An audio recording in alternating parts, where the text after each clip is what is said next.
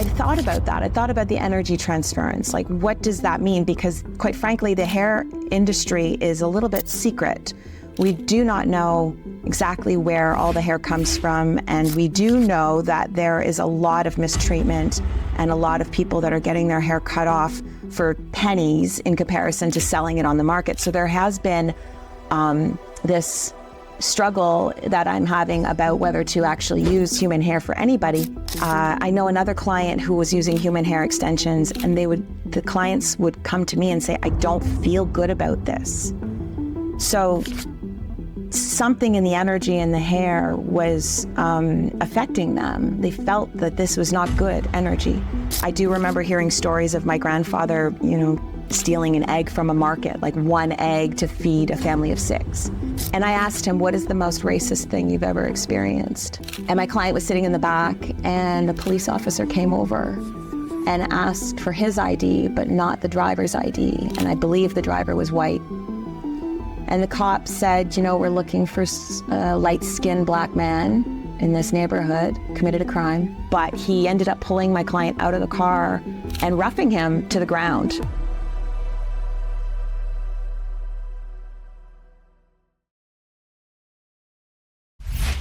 So, welcome to the Modlocks. Thank you. We are pleased to have you here today. Yeah, I'm looking forward to the conversation. Yeah. Great. So, we did a little bit of research, bits and pieces of research about you. Being a hairstylist, how does it feel? How does it feel to be a hairdresser or hairstylist? I think in our conversation earlier, we were talking about what was the word, what does it mean to me? How do you define your profession? Yes, how do I define my profession as a hairstylist? For me, hairdressing, hairstyling is about relationships. It's about trust, communication. For me, it's an art. It's an expression of art, and I get to have all kinds of conversations with different people. So for me, as an extrovert, that's a fantastic job. That's beautiful. Yeah. So you travel a lot. You travel to and fro Iceland and Canada. How does it feel traveling with your profession on a side? So traveling back and forth from Iceland to Canada for work has its pros and cons. And my husband and son live in Iceland, and my clientele is here in Canada. So I find that when I'm here, I'm very present. When I'm there, I'm very present. The transition between coming back and forth is more challenging. The time difference and the jet lag and settling into a different routine is really difficult. But then I sort of get comfortable, and then when I'm really in it, it's time for me to leave again. Yeah.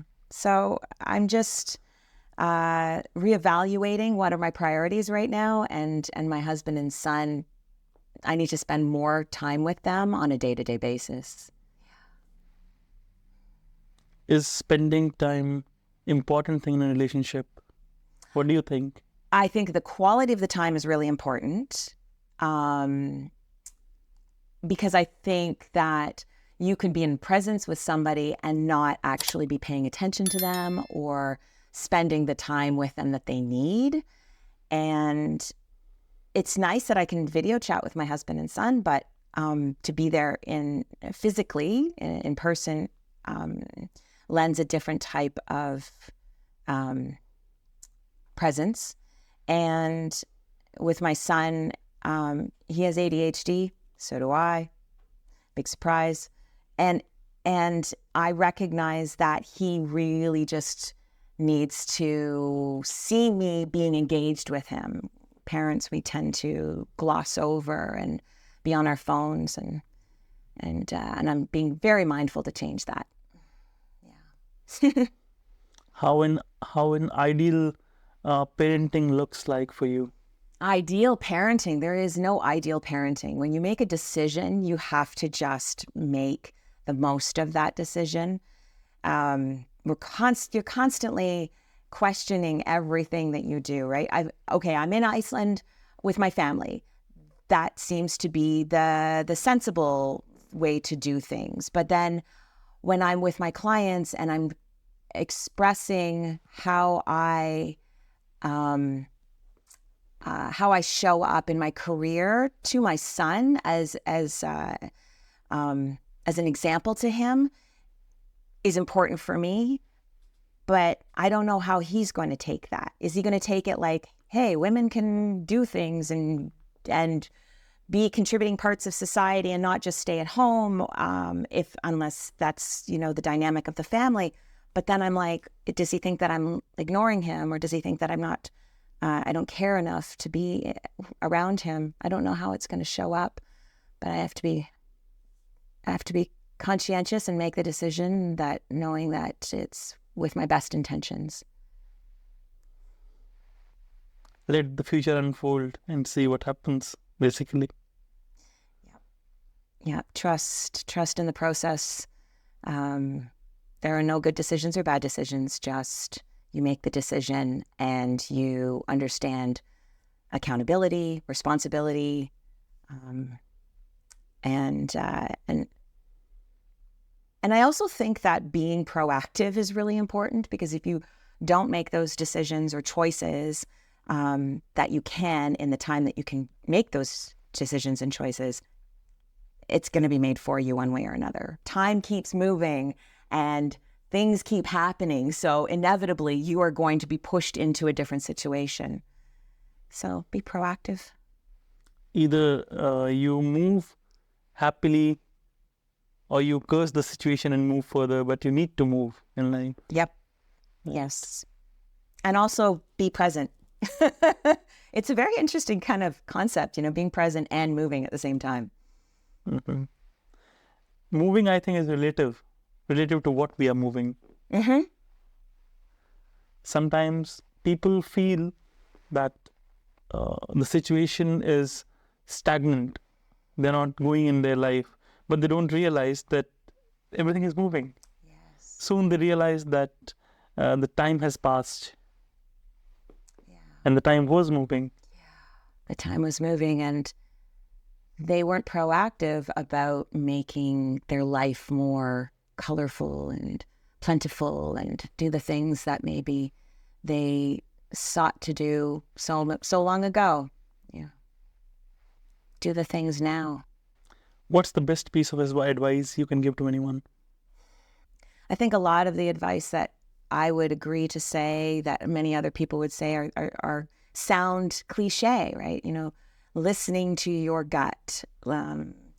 Charity starts at home.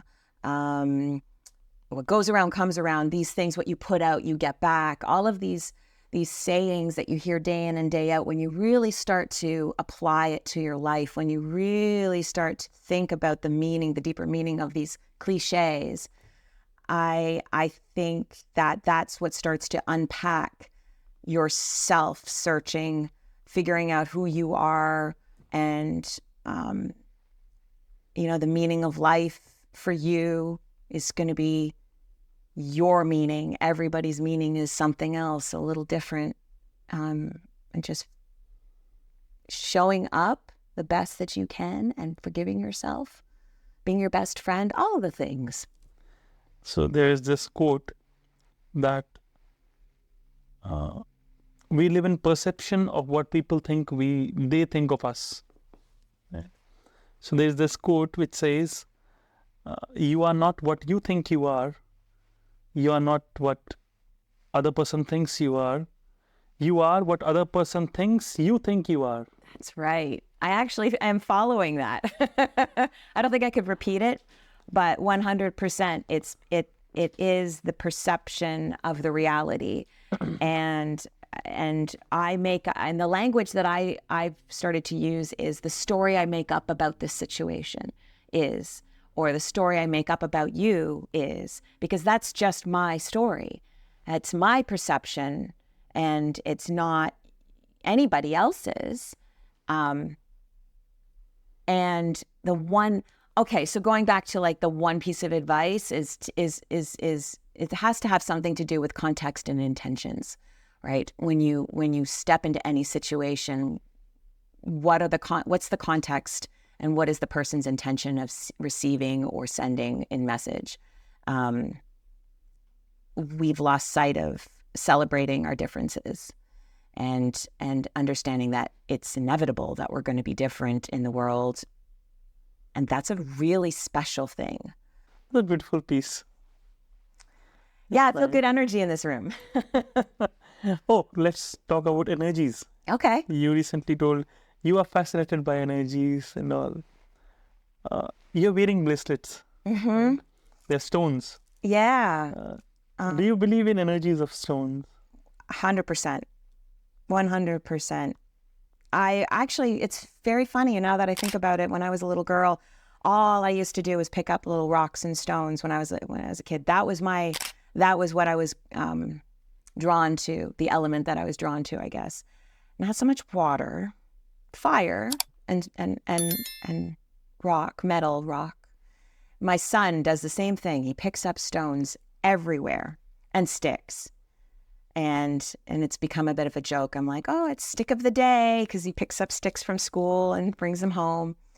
And the simplicity of that, connecting with nature, is I never really realized how I was doing it subconsciously. Mm-hmm. Do you think everything is connected? Like these energies, they connect and they make our future. They make the atmosphere nearby us. Yeah, the energy that connects all of us. I think a lot of people are blocked from it because of technology and just modern society, how we move through modern society. We are moving so fast that we're more aware of energy between creatures and the earth and the universe, but we still block it. I don't think a lot of us can really tap into that energy. What I think, we were more connected to the universe before than now. Before the now. Now we are not connected to the universe. Yeah. Do you think we will be again? When was the last time, if I ask someone, they touched the ground or walked? They don't have time. Exactly. People don't have time to feel the universe. And I think universe is us, within us, and that's what denotes us. Mm-hmm. But do you think that it's that we don't have time or that we're not prioritizing? Yeah, prioritizing, I think. We are not prioritizing it. No. Because you can't say you don't have time. If someone is saying you that they don't have time, that means actually the sentence has to be, they don't have time for you. That for you is silent. Yes.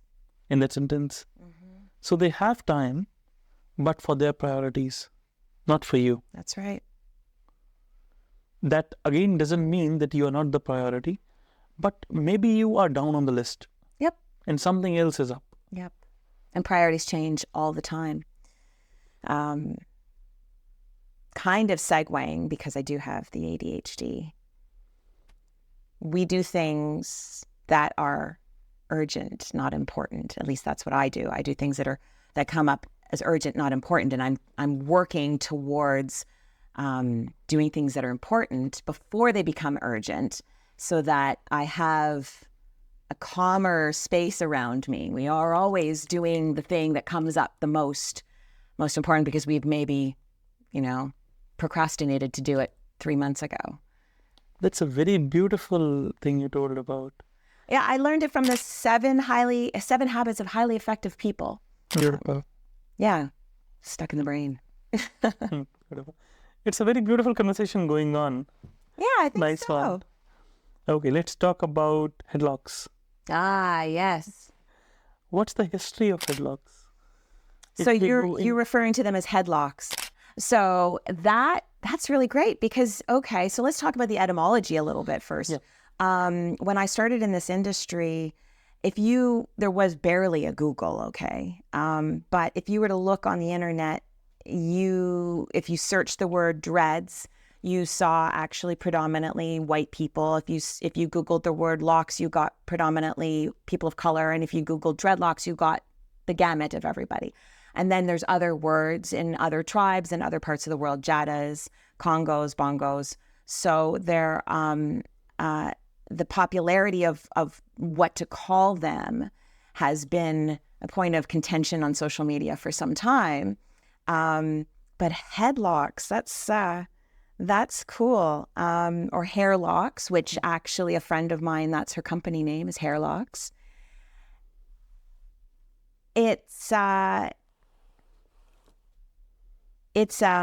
something that is so much deeper than just a hairstyling service, obviously. And when I got into this business, there was no professional side to having your hair put into locks. And so I will use the word locks as a default, and then listen to my client and how they refer to them. And on social media and so forth, I default locks, but the word dreads can even be spelled with an EA or just an ED. Yeah, I kind of went on a tangent. you were talking about ancient Egypt, Yeah. the dreadlocks' significance in different cultures in their ancient traditions. Yeah. So I'm probably going to go on a little bit of another segue, but when we talk about the history of locks, I think it's pretty known to people that it spans across the entire world since the beginning of history, since the beginning of humans. And then you can get into the argument of who started it and where was it popular and, why people do have this hairstyle and what it means today in today's culture, cultural appropriation, all of these conversations around this hairstyle that can be very controversial. It can be very spiritual. It's not a conversation. This is so funny. It's not a conversation to be had as a white person in context of a person of color explaining why white people shouldn't have dreadlocks. I find that when I see on social media a white person saying, well, the Vikings had dreadlocks, it's like, oh, but you missed the point. Because in context, what we're talking about here is the importance of this hairstyle culturally within a particular group, a minority, a group of color. So they don't need to know that the Vikings had dreadlocks. That's irrelevant to the conversation. You're making it about yourself again, when in fact all that needs to be done here is to listen and to validate, because this is also a sacred hairstyle that some people will not let anyone touch their head. That's the crown for a reason. And so for me to be in this job, I have elevated my respect of what this style really means to people and being more cognizant, being more conscious of that. Did I answer your question? Roundabout. The Egyptians. So the Egyptians had that, you can see the style in the hieroglyphics, and their hair would be twisted with mud, and that was the sacred hairstyle that you would see, and that meant a sign of wealth. That meant a sign of Pharaoh, right?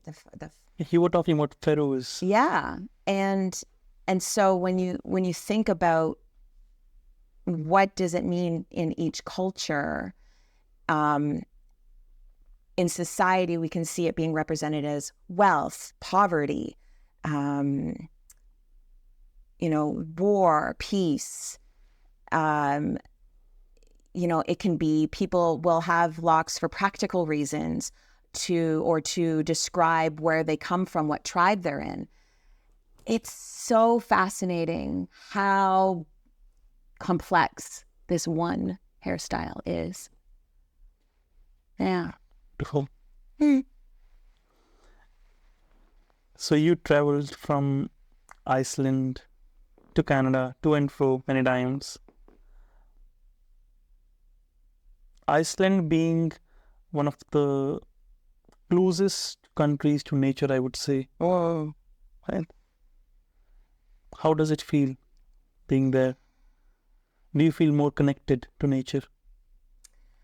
Yeah, the landscape between Iceland and Canada, it's different. But I think that Iceland has sort of like a condensed version of all of Canada, except Iceland is volcanic. We don't have volcanoes in Canada. Mother Nature took everything and put it in one small place. Deserts, they have beaches, they have glaciers, hot springs, volcanoes. And you're surrounded by the ocean, but then you have the Gulf Stream, so it kind of like moderates the temperature a little bit. It's when I started to go to Iceland, it was in 1996, the first time I went. And please tell me you were born. And and then I met. I was not. Oh, okay. Well, I met my best friend there on the first trip. I went camping in a place called Thorsmark. And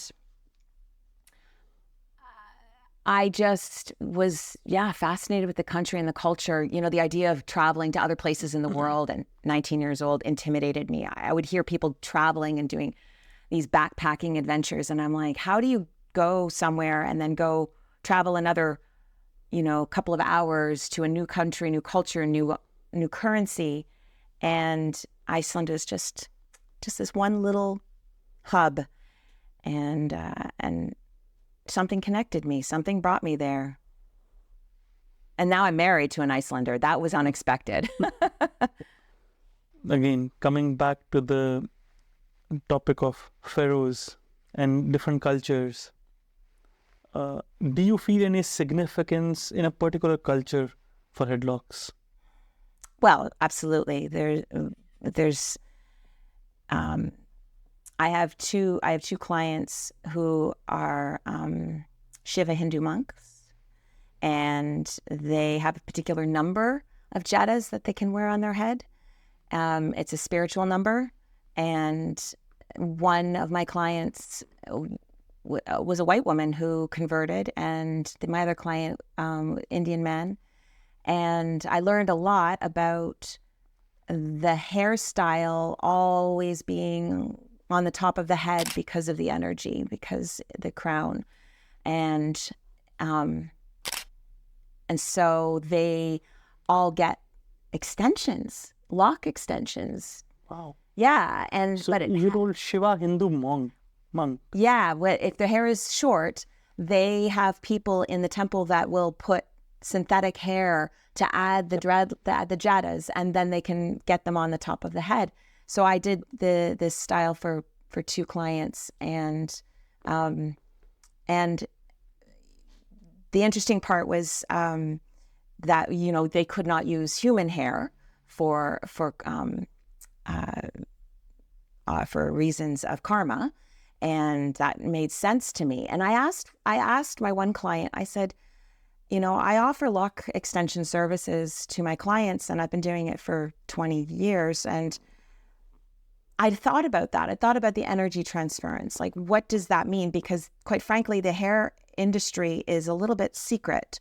We do not know exactly where all the hair comes from. And we do know that there is a lot of mistreatment and a lot of people that are getting their hair cut off for pennies in comparison to selling it on the market. So there has been this struggle that I'm having about whether to actually use human hair for anybody.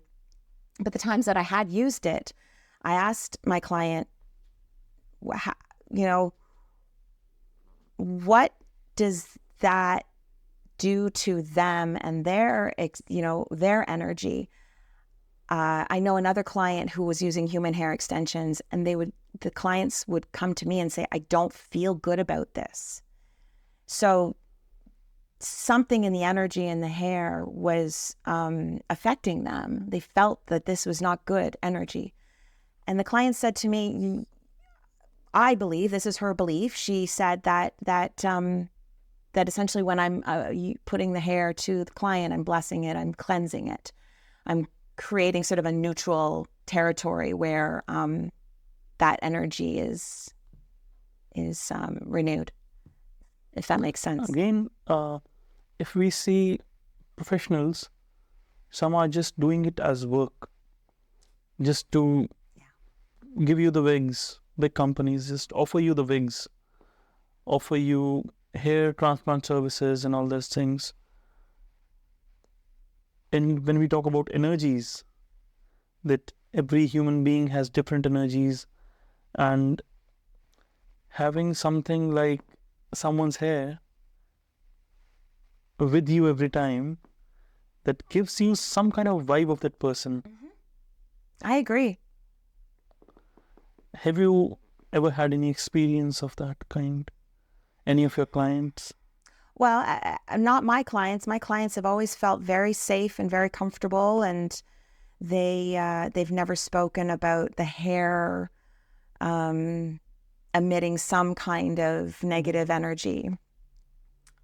And as I said, I have had clients come to me that have had lock extensions done elsewhere, and they would say, this doesn't feel right. There's some, and the quality of the hair, again, cutting corners. Like if a loctician just gets low quality hair as well, it's blended in. There's more processing done to it. It's they put like a coating on it. So there's a lot of chemical that could have something to do with it.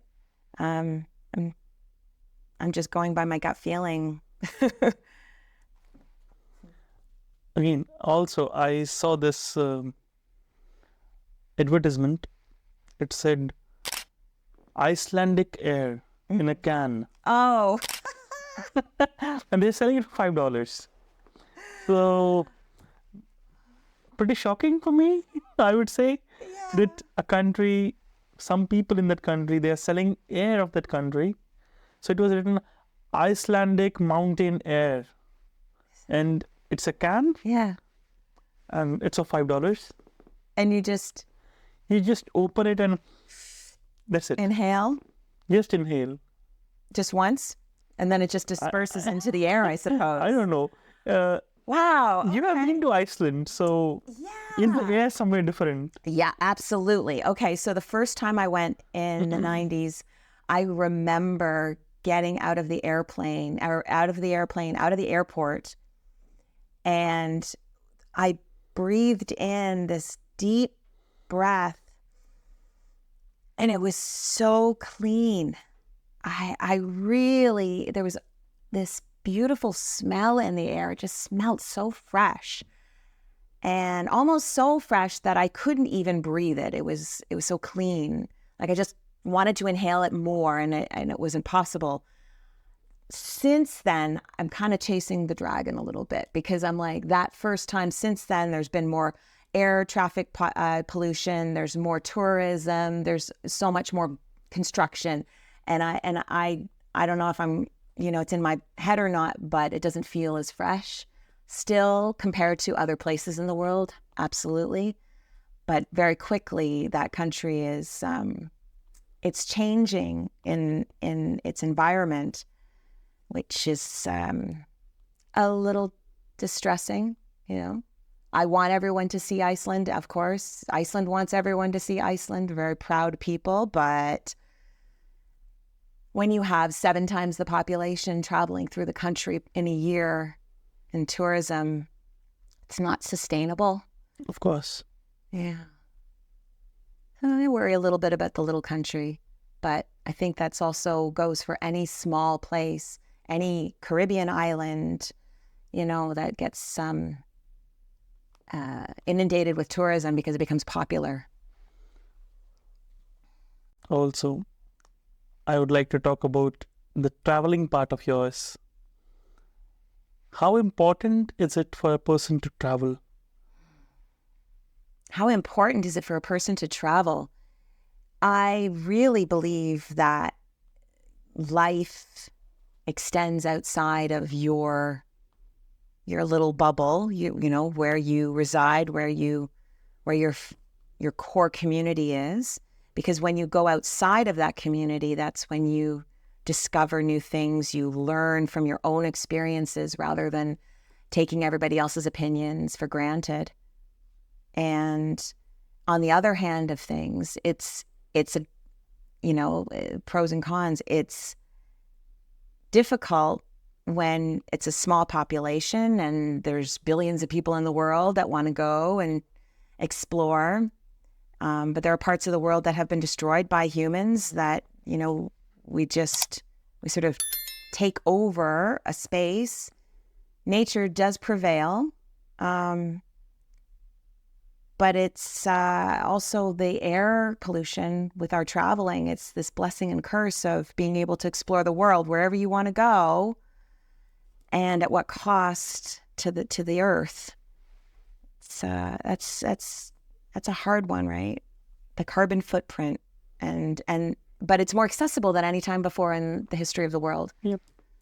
My husband is a big advocate for AI and VR. He's an early adapter, and he would tell me, he says, students, kids, people will start to explore the earth in VR, and the concept. It sounds crazy because, you know, I am so much more of a tangible person. I want to be there in it.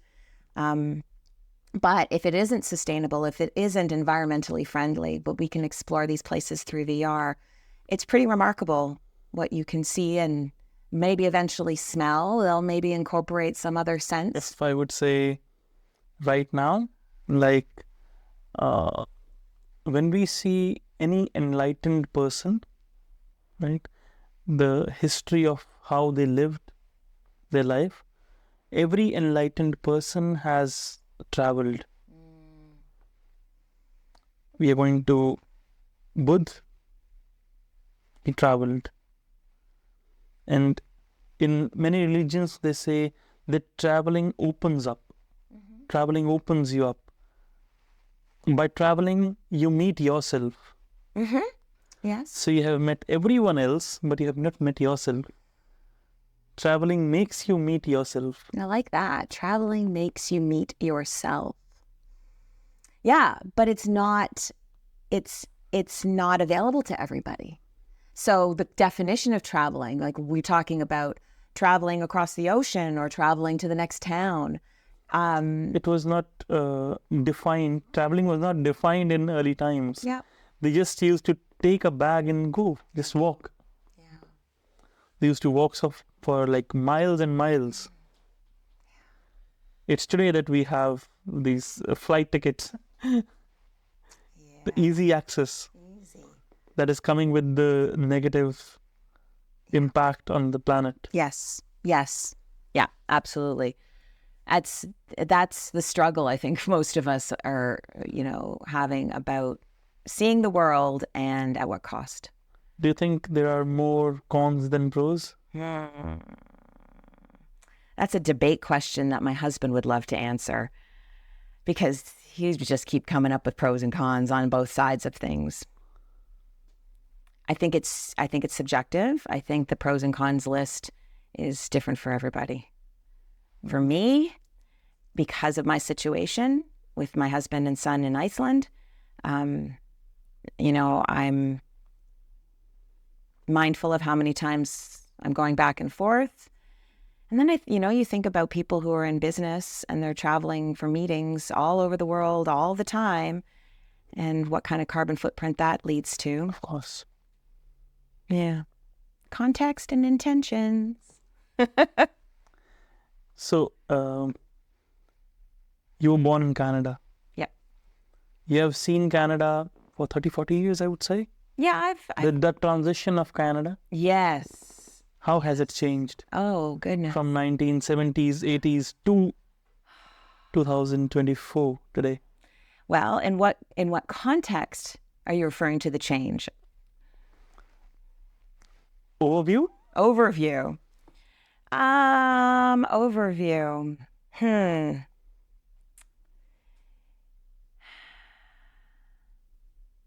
Well, I've been in Toronto half of my life. And, I talk about this with my friends who have been in the city since the 90s and early 2000s. And I'm noticing how much younger people are around me. There's a bigger age gap. Things, the time since COVID has drastically changed the city, the country, the world. I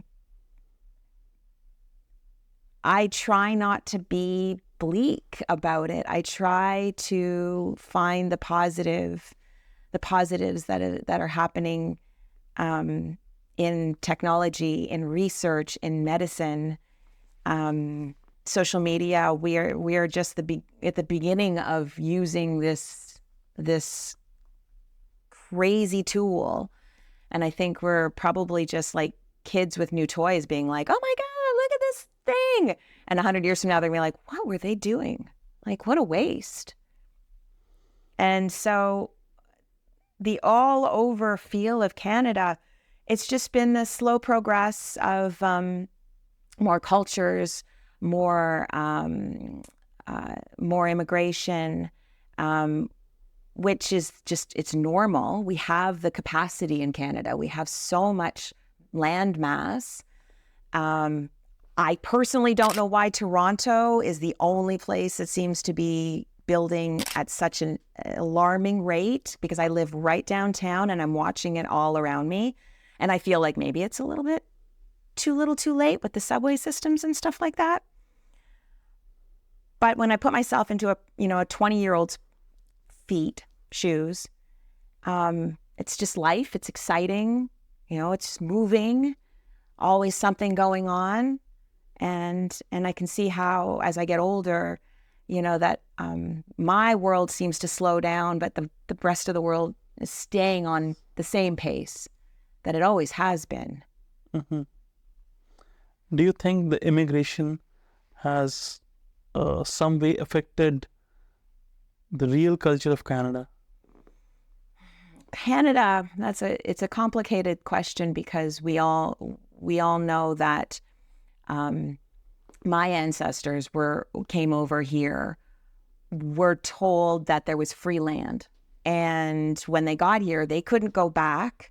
And I distinctly remember my grandmother telling me that she remembers as a little girl, they lived in Saskatchewan, that her mother would feed the indigenous tribes that would travel through the farmland that they lived on.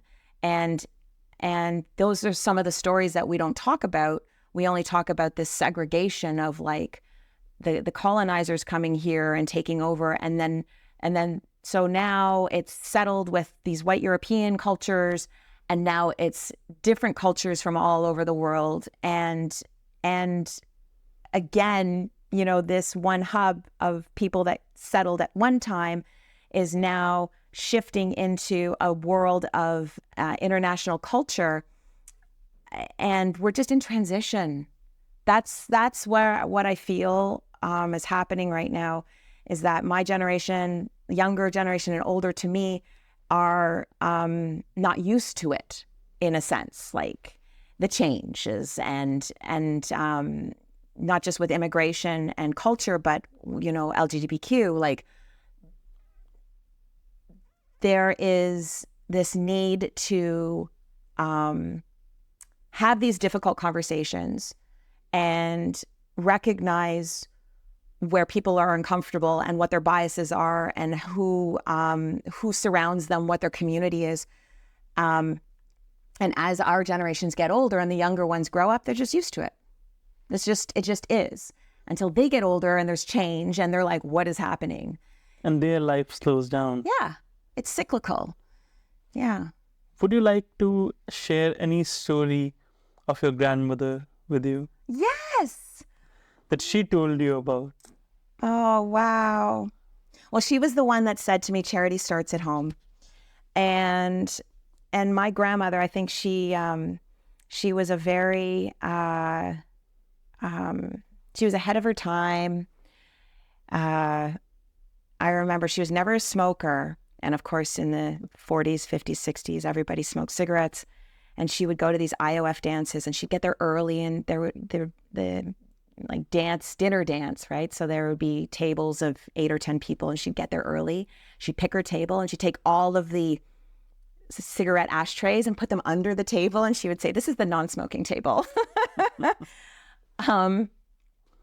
I remember how she lived on Yorkdale Crescent in North York for 60 years, thereabouts, and how her street changed all around her. People grew up, they moved away, people died, new families moved in.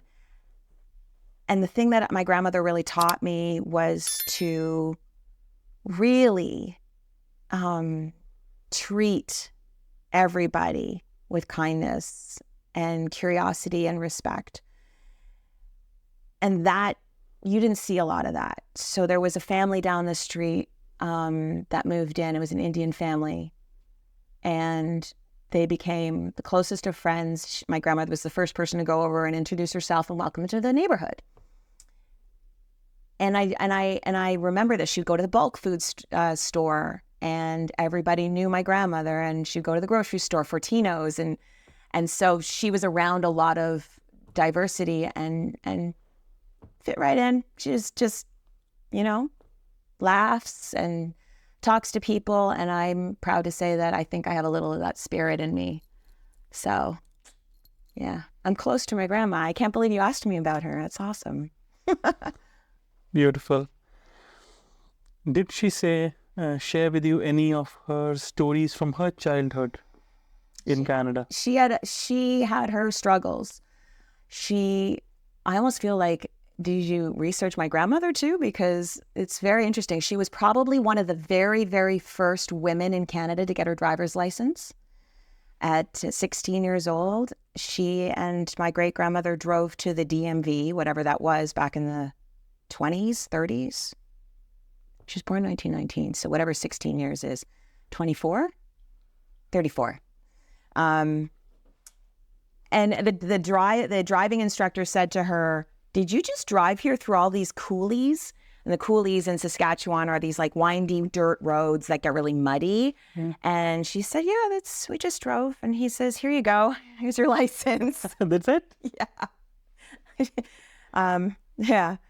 I think he was just impressed that she got there in one piece. I don't know. My great-grandfather, her father, died when she was 16. Her closest sister and her grandmother both died within 18 months of her father passing. And so she ended up having to stay on the farm with her mother because she was the eldest, and the eldest at that point, because her sister that died was from malpractice, and they lived on a farm. So my great-grandmother couldn't be on the farm alone or with a man. So my grandmother had to quit school in grade 9 and stay on the farm. She hated it. She did not want to be on the farm. She wanted to be in the city. And her brother sent her $50 to take the train to Toronto, and she never looked back. I can't fathom that much loss in such a short period of time, and what she accomplished, and how strong and positive she always looked at the world. My grandmother was, anyone who got to meet her was lucky, I think. And I always tried to introduce her to as many people as I could. So we have a little bit of luck. Yes. Yeah, she was a force to be reckoned with, for sure. And she would speak her mind, but that was the Austrian. She was very just like. She was Austrian. Yeah, Austrian background, not German. She definitely made that difference. And they had to anglicize their last name. My grandfather is Ukrainian. So grandfather is Ukrainian. Yeah. So I have Ukrainian, Austrian, and English background. Very white. And what do you know about his background? My mother's father, they also lived very poor in the Depression. I do remember hearing stories of my grandfather, stealing an egg from a market, like one egg to feed a family of 6. And when my grandfather met my grandmother, he was supposed to be enlist in the war, but he had flat feet because he was paralyzed when he was 16 years old. He had a football injury, no helmet, and was paralyzed. And all these 20 doctors said he would never walk again. This is before meeting my grandmother. And one doctor in Toronto said that with the proper therapy, he could walk again. And in 2 years, he was. He went from being paraplegic half and walking. He had a little bit of a limp, so he learned to dance so that it would disguise that limp. But, and he had like one. The time you're talking about, stealing an egg for the whole family, that's the time of Holocaust in Ukraine. It was artificial famine. But it was here in Canada. Oh, it was in Canada. Yeah. He was, I believe all my grandparents were born in Canada. But he was of Ukrainian descent. Yeah, they did. Yeah, very, very poor. And I was in Ukraine. I lived there for 6 years. Okay. I've you know what? I've never been to Ukraine. And it's a beautiful country. It's sad that it's a very beautiful country. I left when the war started. I'm fortunate to do that. Fortunate to get out. I have a couple of clients that actually have moved from the Ukraine to Toronto. Their family is back there and they're here. But these are the stories that are in everybody's lives. We all know somebody's suffering. Family is suffering. It's so impossible to fathom it, all of that. And so I get it when people are so stuck in this really downward spiral, horrible situations, life or death situations. I mean, how do you get out from that? What are your views on the war situations right now in the world?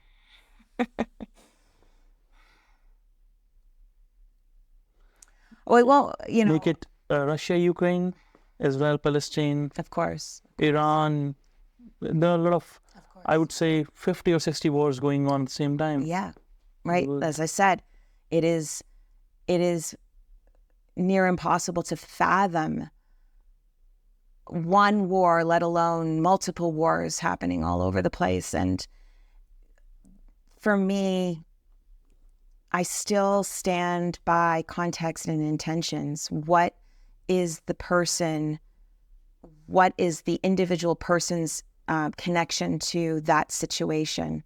Because you do have people who are Russian who aren't supporting the Russian war, right? They're not, right? So it's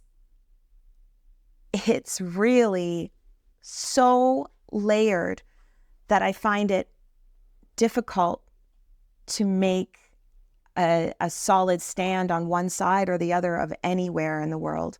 And I know that there will be people that say, well, if you don't make a choice, then you're saying something. Okay, I'm saying something that in neutrality, when I look at each human being and the situation that they are in, I cannot, from an outside perspective, just make an assumption one way or another.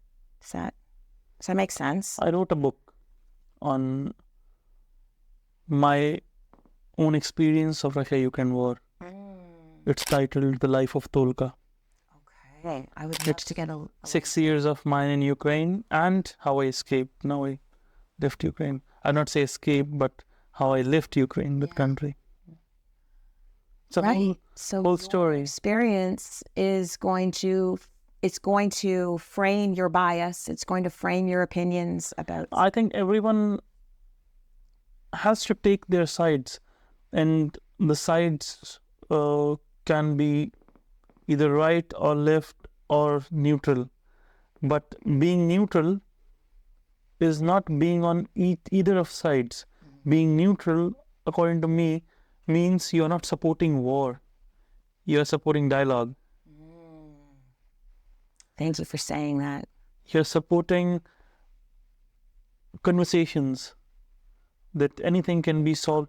And actually, there's this ideologist, I would say, in India. He said a line, and I quote, he says, war is a dialogue. When the discussions fail on the table, the discussions go on the ground. And that is a moving statement, I would say. Yeah. Yeah, and as I said before, like, it's so layered. It's not just poof. There's two countries that are fighting for occupancy, or I think it takes 30 to 40 years to realize why the war happened. Because World War II, why it happened, now we can read books on it. Now we can read hundreds of articles, thousands of books, and we have secret documents that reveal why it happened, what was going on behind the curtains. Yeah.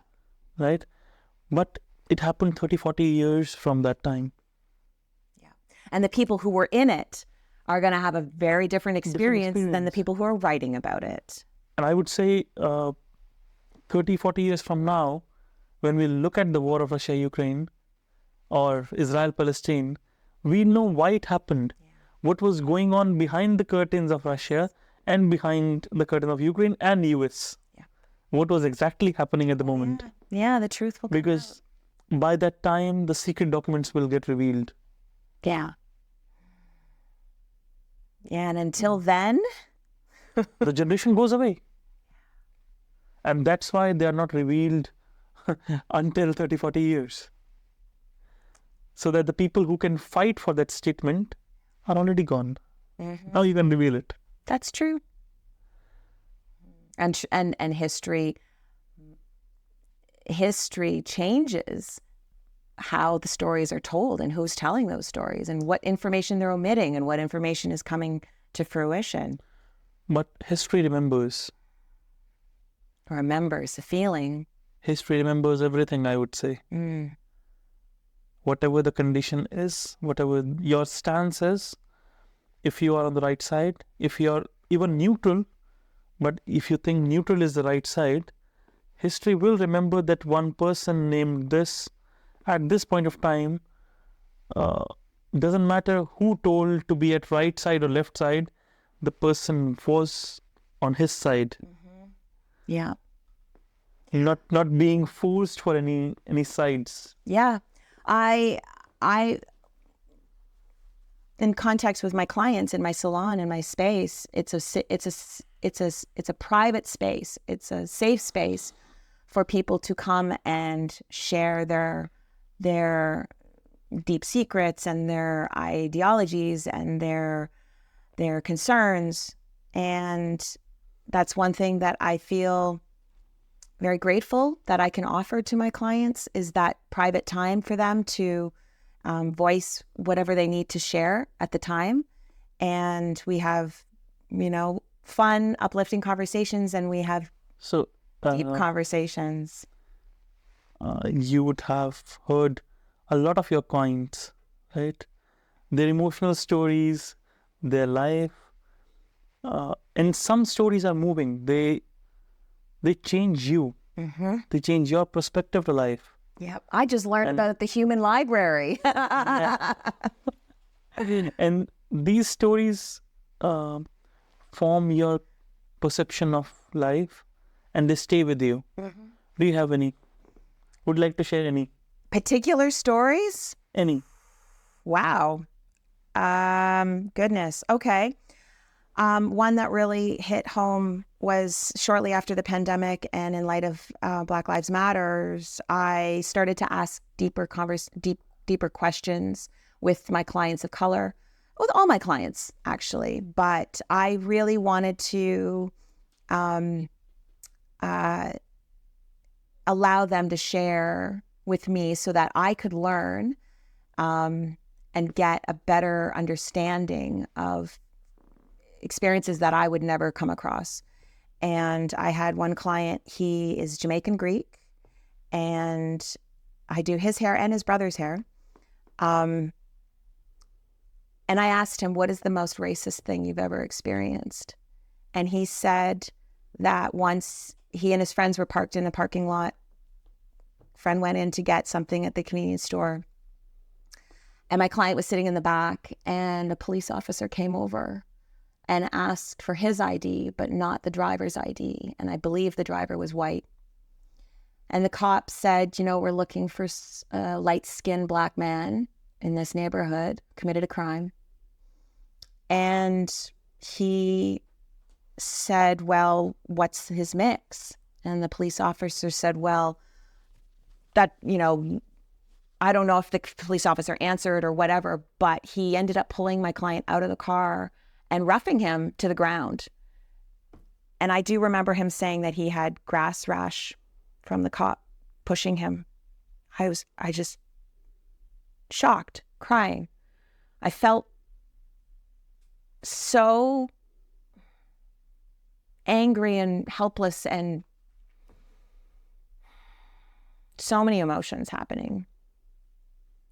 And he said to him, what is the mix? And the cop said, well, like I said, I don't know if he knew what to say, but my client said, I am Jamaican Greek. And the cop said, prove it. I'm sorry, I'm Ukrainian. I can't speak Ukrainian. My client could speak Greek. And the cop said, this isn't our guy. Let him go. It's horrible. And that's just one. Was it in Canada or US? Here. In Canada? Yep, in Scarborough. I don't know how many years ago, probably, I wouldn't even dare to guess, but yeah. And I've had other clients, I have another client who's dark-skinned Black, and asked him, and he said, nothing. He said, I don't think, if anyone has ever been racist towards me, I haven't noticed. It's all your personal experiences. Yeah. That shape you. Yeah. I'm very blessed to have the career that I have and the people that I get to meet, and I'm just continuing on this path. You told about this Hindu monk in India telling you about how these hairlocks, why do they do it, and about energies. Would you like to tell us about it a bit more? Well, there was not much more that I remember from those conversations. When people tell me lots of things, it's hard to remember details. I do just an overview. Yeah, it's I just know that it has to be a specific number, and the number is a holy number. And I don't know why. I think jatta is just the Hindu word for the hair locks, and that the energy and the source of the hair and the head it's all connected to energy in the universe. Yeah, in the universe. And they have somebody in the temple that helps to fix them up for them. It's beautiful. Yeah. Great, Karen. It was a very fruitful, beautiful, amazing conversation. Yeah, It was lovely to have you on our podcast. Thank you, Doctor. Thank you very much to come. Thanks a lot for being here. It has been amazing. Thank Thanks a you. lot. All right.